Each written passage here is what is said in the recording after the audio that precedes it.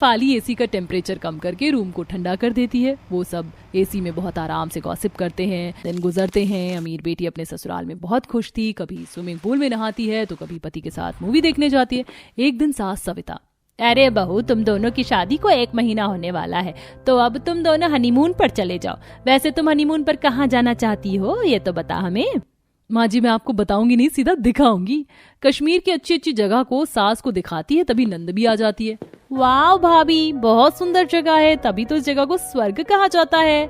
हाँ बहू, जब ये फोटो में इतना अच्छा लग रहा है तो इस जगह पर पहुंचकर कितना अच्छा लगेगा ना, कितने सुंदर पहाड़ हैं। माँ जी, तभी तो मैंने इस जगह को अपने हनीमून के लिए चुना है। बहुत सारे कपल्स जाते हैं यहाँ पर और इसे मिनी स्विट्जरलैंड भी कहा जाता है। मुझे तो अपनी हनीमून की बहुत सारी शॉपिंग करनी है कश्मीर जाने के लिए। वहाँ पर अलग अलग तरह के कपड़े पहनूंगी और अच्छी अच्छी फोटो लूंगी। हाँ बहू, मैं तो कहती हूँ तो 2-4 दिनों में कश्मीर जाने की टिकट बुक कर ले और अभी से ही शॉपिंग शुरू कर दे। हाँ माँ जी, आप ठीक कह रही हैं। फोन करके शेफाली अपने पति को कश्मीर की टिकट बुक करने के लिए कहती है और खुद कश्मीर ट्रिप की शॉपिंग करने के लिए नंद के साथ मॉल जाती है। वाओ पाकी, ये लॉन्ग स्कर्ट अच्छी है ना, वहां मैं इसे जरूर पहनूंगी और इसके साथ एक क्रॉप टॉप, साथ में इसके हॉर्स वाली टोपी भी पहनूंगी। हाँ भाभी, वो वाली टोपी आगे के शोरूम में मिलेगी, चलो वहां चलते हैं इसे खरीद कर। हाँ, तुम्हारे भैया के लिए भी तो जैकेट और शर्ट लेनी है। एक तरफ शेफाली अपनी नंद के साथ कश्मीर जाने की शॉपिंग करती है, वहीं दूसरी तरफ गरीब बेटी अपने ससुराल में चूल्हे पर गर्मी में रोटी बनाकर पसीना बहाती है। बाप रे, बहुत गर्मी है, यहाँ बैठकर रोटी पकाना भी मुश्किल हो रहा है माँ जी।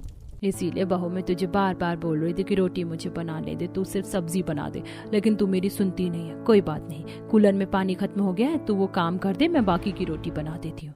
अरे नहीं माँ जी, रहने दीजिए, मैंने कूलर में पहले ही पानी भर दिया, रोटी भी मैं बना लूंगी, सिर्फ 4-5 और बनानी है।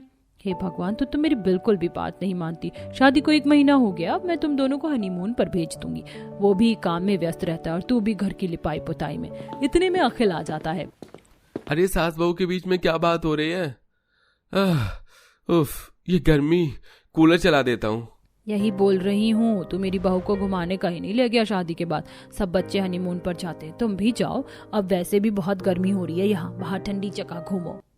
हाँ माँ, यही बात मैंने रजनी को बहुत पहले बोली थी कि हम मेरी नानी के गांव चलेंगे, वहाँ का वातावरण बहुत अच्छा है। हनीमून के हिसाब से तो ये जगह ठीक नहीं है, लेकिन बहू का मन है तो तू उसे गांव ही ले जा, कुछ दिन अकेले साथ बिताना। अरे बहू, तेरी बहन की भी तो शादी हुई है, वो कहाँ जा रही है हनीमून पर? अरे माँ जी, क्या बताऊं, मेरी दीदी ने तो कश्मीर जाने की रट लगा रखी है। उनका कश्मीर जाना एक सपना है जो अब पूरा होगा हनीमून पर। बताया दीदी ने, वहाँ की जगह बहुत खूबसूरत है, तो बस वो वहीं जा रही है जीजा जी के साथ। चलो, बड़ी